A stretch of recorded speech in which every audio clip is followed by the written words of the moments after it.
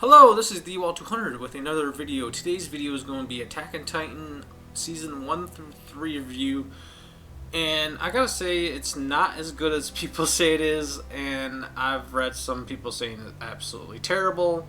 And none of those are true. It's a little bit above average. Before I give my score, I'll go over the good. The good is like, the animation is really amazing, and the concept is also really good. But it kind of falls apart near the end of season 3. I'll go over some of the spoilers alert just in case, because I got to talk about some of the characters and stuff. The main character, Eren, is just a typical plot revenge kind of thing going for him, and he doesn't have really much else. The 2 times where he quote-unquote died, I didn't really give 2 shits if he was dead or not. That's one of the major flaws I see within this series, is like, you don't care about the characters, and if they live or die, you don't care, because there's like nothing really developed there. There is development on some of these characters. I do like some of the characters. There's just very little to almost no character development on some of these people, and you just don't care if they die. Some of the other plot twists later in the series, you're just like, well, whatever. I don't really care about this stuff. And that's one of the major weaknesses of the series. It's like, you just do not give 2 shits about anyone dying. And the gore seems to be put there just for shock value. I know they're trying to make these Titans very scary and intimidating and all this other stuff, but it just doesn't work. It's just there, it seems like, for no other reason to shock people. And his sister is completely overpowered for little to no reasons, just because they want her to be. There's no special training, no explanation why she's so good at what she does. And that's about it for her. She has a lot of emotional baggage that kind of holds her back. She's very irrational and stuff like that. Pretty close to a Mary Sue, but she does have flaws. Even though they're mainly emotional flaws, but flaws nonetheless. And once you get deeper and deeper within this story, which is kind of hard to follow, granted, and it kind of, like I say, when it falls apart, you find out these other people, I won't say who, can also transform into Titans. I thought Eren was kind of like a special kind of case where he was probably the only one to transform into Titan, but that has something to do with the plot twist of other people transforming into Titans.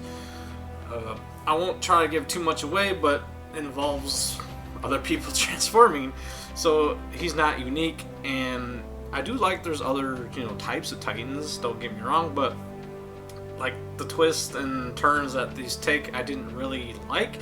I think what happens, they took this concept of the Titans and he kind of went south with it a little bit, and I think he tried to turn into more of like a drama-based, more of a story building type of anime, like the story, I guess the world building, as to say, because the story is okay. The concept of the story is really good, but when they get down to the plot and stuff, it's not really all that great.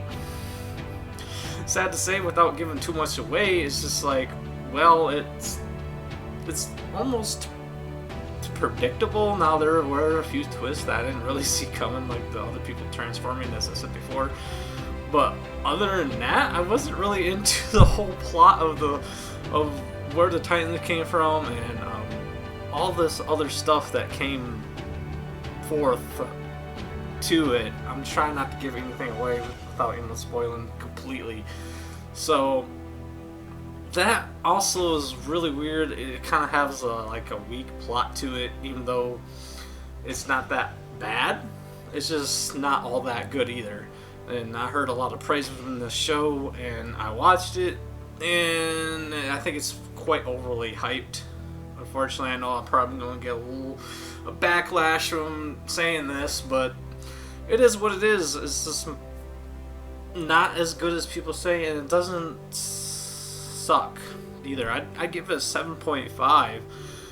There are some major flaws that I think people overlook because the animation is really good, and the concept is extremely good. The Titans is really unique and different, and it has a lot of gore in it. It seems to be there for really no reason other than to shock people. I think a lot of people overlook a lot of this anime's flaws, and the reason why I give it a 7.5 is one of the major issues is character development, and you just don't give a shit about any of these people dying, living.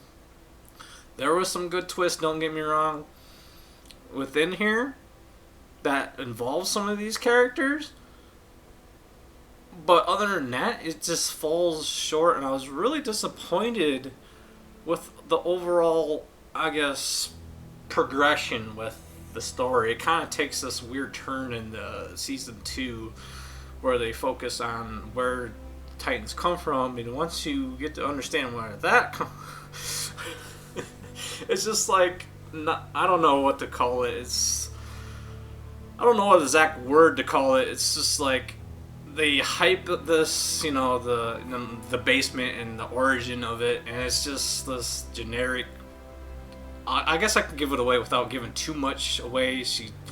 It comes from this woman who made a deal with the devil, of course. Why not? A little bit cliche and all, and she gains this power, and she, passes this power on to her 9 inheritances, and this is where the Titans kind of come from. And this happened a long time ago, and this is why the Titan War is going on, and it's all this stuff that's really hard to follow, but that's pretty much all I have to say. It's extremely kind of convoluted. I guess that's a pretty good word to describe the plot. It's convoluted. It's a little bit hard to follow. Not impossible, don't get me wrong. It's just you have to kind of get used to the out there factor of the storyline, but the characters are pretty bad. Action is really good, don't get me wrong. Animation is really good. Concept is really good. But unfortunately, it just falls short for me. Thank you for listening. Rate, comment, and subscribe.